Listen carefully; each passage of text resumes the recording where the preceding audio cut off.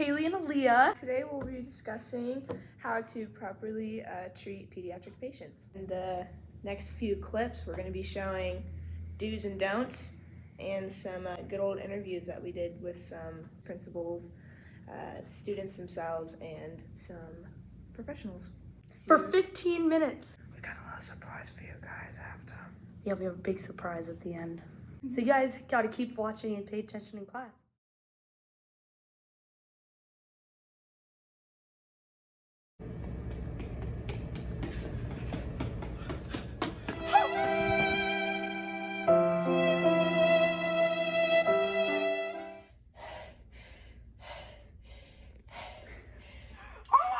What happened? Medic, why the dispatch? We got a high velocity impact. Foot's, I don't even know where the foot is, but we got something real bad, sir. My sister had a baby, and I took it over because she passed away, and then the baby lost it. Medic 1, what is going on? And it's growing, and it's fairly happy, and it's difficult because I've been working a second shift at the factory to put food on the table. All right, bud, let's go.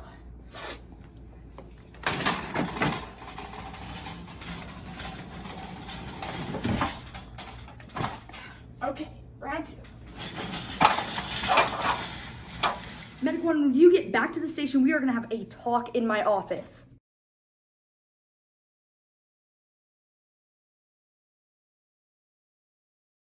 My name is Nicole Love, and I'm the principal here at Edwards Elementary. My name is Vanessa Siller. I am the assistant principal here at Edwards Elementary.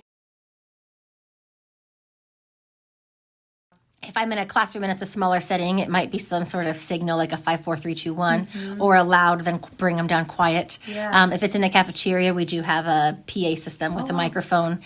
They do know a clap that they do, and that gets their attention. Okay. Outside, when there's lots of kids and it's very loud and very big spaces, the kids do know that 1 long whistle means freeze, and 2 quick whistles means line up. So that's a good way to get their attention. Awesome.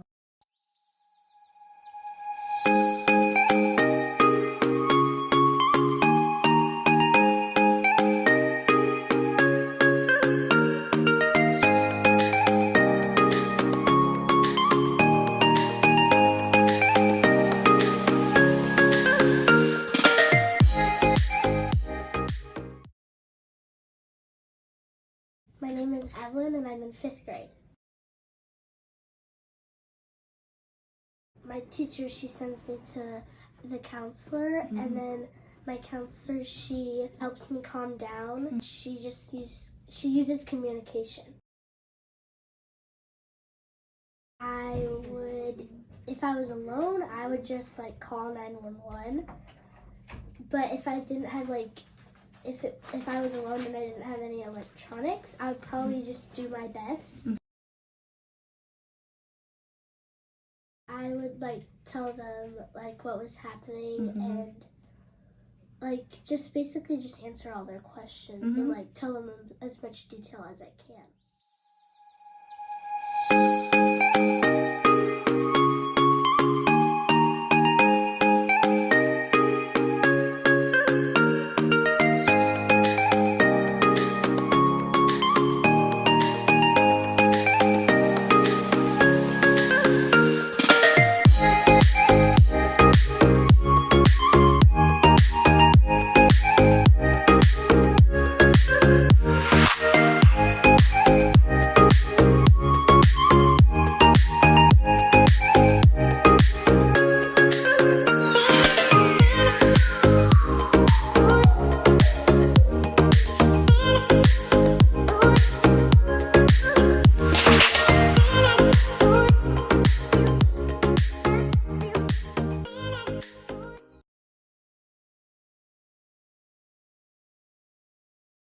Officer Jeff Moreland with the Newburgh Dundee Police Department.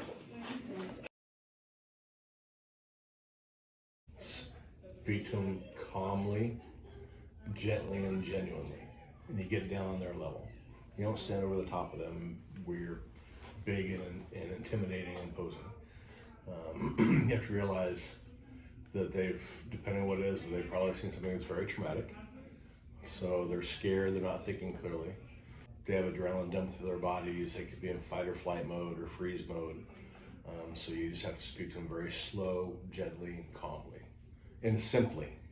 Don't give complicated instructions, you know, because even an adult under high stress situations won't comprehend these complicated instructions or questions. You have to de-escalate them first before they can start thinking normally. It's not only relevant based on ages, also by cultures, you know. Even like day to day here, you know, working in the schools, how I can talk to you high school kids is completely different. I can look at you and think, you know, what the F are you thinking? Why are you being so stupid, you know? Where little kids, you have to get up more on the baser levels and talk to them. So it's the same thing with adults, you know. It depends on the adult and the culture of their upbringing, you know. There's some people that are very articulate, very intelligent, and come from very wealthy families that you can communicate with a different way. And there's other kids that grew up like me in poverty and really, really rough. You just talk to them on their level, you know. Not that one level's higher or lower or better than the they're all just different. Being able to relate with somebody opens the door to trusting somebody, you know. It's like if you're talking to, you know, if you got a person who's never been a parent in their life, don't have kids, they're trying to give somebody advice how to be a parent. You're not that. It's kind of like, what do you don't know anybody to talk about? You're not going to trust. I think truly the biggest thing is being authentic and being real and not being fake. And don't try to be somebody you're not. You know, like my biggest thing with especially with kids, I'm never fake. I will never judge you. I may criticize you for behaving stupid, and I'll never think less of you for it, no matter what mistakes you make. And I'll never lie. Because especially coming from a kid that was abused, those three things right there, you're so in tune to detecting that stuff as a safety precaution that you build up, that when you pick up on that stuff, you'll never trust that person again. I'm 55 years old, and still to this day, if somebody is judging me, it's like, you've lost me forever, I'll never trust you. Which is a flaw in me. I totally get it, you know, but it's very true.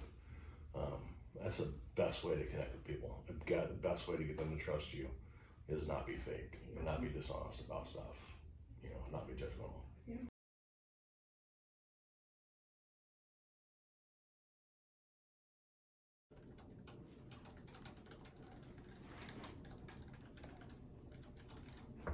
Come in. New to see me. All right, well, we have a lot to talk about. I mean, considering your last call, I actually have a full list I wrote down of things we needed to discuss. I mean, it's ridiculous. I mean, number one, you rushed into the scene, and I mean, you didn't communicate with me or the patient at all. Like, that patient, especially since it's a child, they need to know what's going on. That's just ridiculous. And you were unprofessional, and you didn't provide good enough care. It was just, I couldn't even understand what was going on over that radio. I mean, you know, that was no way to treat a patient, let alone a child. I completely understand now that you pointed it out. I'm so sorry for the inconvenience, but how am I supposed to properly deal with that situation? I have a few different tips for you. I mean, you can start by getting on their level. You could just stay calm, relax, and just stay genuine. Just keep telling them what's going on, like keep them updated, you know. And especially just don't come off too strong when it comes to your emotions. You just want to make sure that they're not feeling more emotions than they need to, especially since you are the provider and you don't need to make them feel worse about the situation. Okay, ma'am, I completely understand. I'll make sure to do that on the next call.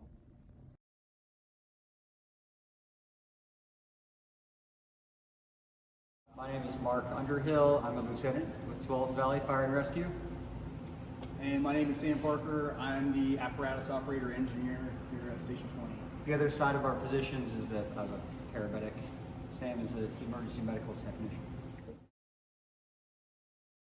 If we're actively involved in an emergency incident, obviously we're going to tend to the patient or the emergency scene. If it's a bystander or if it's just a pediatric patient that's emotional, then you know, it's best for us to approach them on their level. And so I found that it works best to like get down on one knee, I get eye to eye with them. We come in and we all are large folks, and we kind of come into the scene quickly. We have a lot of gear.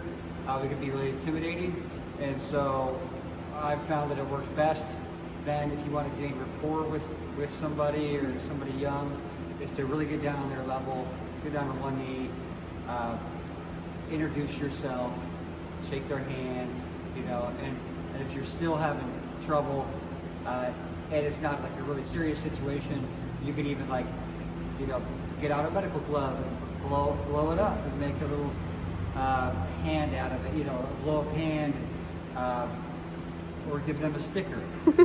And so yeah, we try to not only get down on their level physically, but actually get down on their level more playfully as well. A lot of us throughout the station district are parents, and so we know what has worked for our children and what doesn't work, and so we try to take those things, the lessons that we've learned at home, and apply those to, you know, the community and the citizens we serve when we're on these calls. It's like, oh, I know my son or daughter would not like that, or this is how they like it. It doesn't work for everybody, but at least it's a good starting point for us to ease into wherever the situation is. Absolutely, to make it feel more relaxed, but also to prep them for some of the tests that we're going to be doing, like something as simple as putting a little oxygen probe on their finger. You know, I always put it on myself when we talk about the blood pressure cuff. I explained what it's going to do. There's Velcro on one side. I'm going to stick it together. It's going to give your arm a hug. You know, and then like our stethoscope that we put to listen to their lungs and their heart. It's kind of cold, and I always put it on one of my partners, like Sam, or I put it on mom or dad, and I say, we're just going to listen to your lungs. And so it's a lot of like preparatory information so that they're comfortable with it.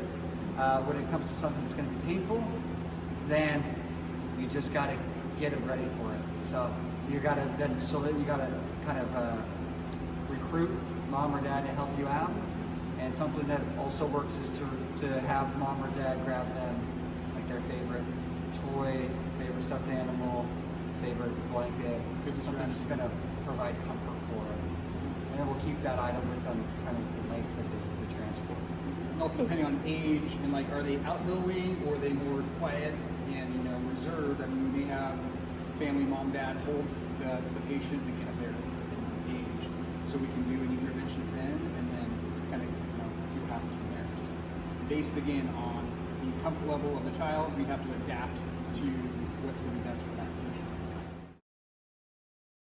One of the things that we do generally in the fire service is that they can, you know, maybe relate to, is we do a lot of tours here at the fire station where we go to schools and preschools, and so they're familiar with us and our gear. So it's, I mean, we're complete strangers and it is overwhelming, but if they've been here before, or they've, you know, we've been to their school, at least they have some familiarity with what we are, what we do, and that we are not scary people, that we're here to help. But that doesn't always, it's not a one-size-fits-all case. With what we are, what we do, and that we are not scary people, that we're here to help. But that doesn't always, it's not a one-size-fits-all case, because each child is different. Yeah, I'd say so. That's a good point. And just to add to that, just the continued connection with their parent being with them. We never separate them from their parent. And yeah, it usually goes pretty well. You know, you keep them with the parent, like a lot of times on the gurney, you can have the parent ride on the gurney, patient on their lap. You know, always have parent within eyesight of the patient. And then if it's really a critical patient, things totally change. Oh, absolutely. And I think Sam would agree. It's from having a lot of us, like Sam said, have kids of our own, and so we're used to articulating words that children would know. Like saying the blood pressure cuff is going to give you a hug. There's some of our EMTs and paramedics right out of school. It's pretty funny to watch them or hear them interview a patient, because they're saying medical words, and you know that patient doesn't understand what they're saying, and so you have to almost be a translator for them to speak kid talk because they're just not used to talking to kids. And so we just keep it really basic. But I'd say I do think a soft tone, and again, like lower your whole face to where you're making eye contact on their level. Maybe even use more gestures because kids have a hard time understanding and they're stressed. I think again, after as being parents too, and something you learn even if you're not along the way is just being able to read the child, like, and see, are they going to be approachable? Do I need to take my time and be slow, or are they more apt to, communicating with us because some kids are excited when we come in, and some are definitely not. So just reading the patient and seeing what we think is going to be the best approach. Just a normal interaction, they start low, slow, and quiet. Ow, ow, ow! I need your help. Hello, my name is Dr. Crowley. It's nice to meet you. So, what seems to be the problem? I hurt my arm. I see. So, you're missing a limb? I do not know what happened to me. It hurts so bad. Ow! I'm sorry you're feeling that way, buddy, but I promise you there is plenty of help around here, okay? Just past the curtains, your mom is waiting and she'll be here just a second. And if you need anything, I can come and help you, or I can have some of my friends come and help you too. How does that sound? That sounds better to me. Good, great, okay. I'll be back to check up on you a little later. Number 1, okay, when you approach a kid, make sure to get down to their level and make eye contact. Just don't be towering over them. Make sure to get to their level so you seem more approachable. The second thing that you can take away from it is to maintain a calm tone and just to keep them relaxed. You don't want to stress them out, and it's really helpful if you just, relax your voice and just be gentle and slow and just, make sure they have enough time to understand what you're saying to them. Number 3, make sure to talk them through everything that you're doing and using terms that they understand. Don't go off talking a bunch of, you broke your clavicle. They're not going to understand that. Make sure you use terms that they understand and make sure to take them step by step, letting them know what you're going to be doing next and showing them that it's not going to hurt them. Number 4 is just be genuine. Don't lie to them, tell them the truth, but it builds trust with the child, and knowing that you're telling the truth and what's happening is okay, because you are there and you are telling them things they would understand. It builds that trust so they are able to work with you. And last but not least, number 5, if that parent is there, make sure to keep them involved in the conversations and the steps that you are, telling their kids. Make sure that the parent is there and interacting with the kid as well if the emergency allows it, to ensure that the kid feels as safe as possible and as comfortable with the situation. Oh, hello. Thank you guys so much for watching this video. I hope you guys actually learned more about communicating with children in emergency situations. Hopefully it helped you out and, some good entertainment with our little skits, interviews, and all of that information. What's happening? We have a little surprise for you. A little surprise. You're gonna like it.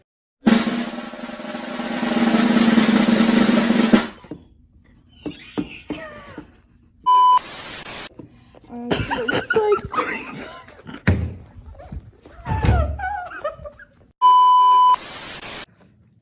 Okay. What's happening? What's going on?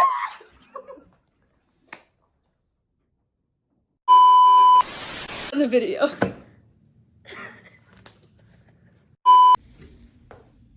Hi.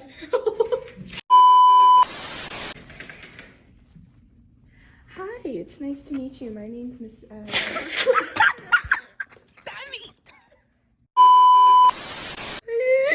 can't do it, dude. So you're missing a limb?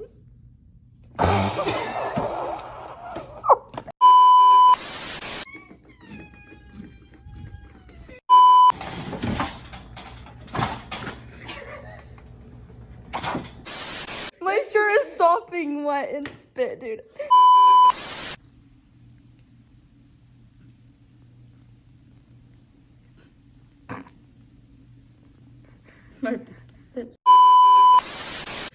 Ta-da! Do I keep going? Bye! Oh, that's...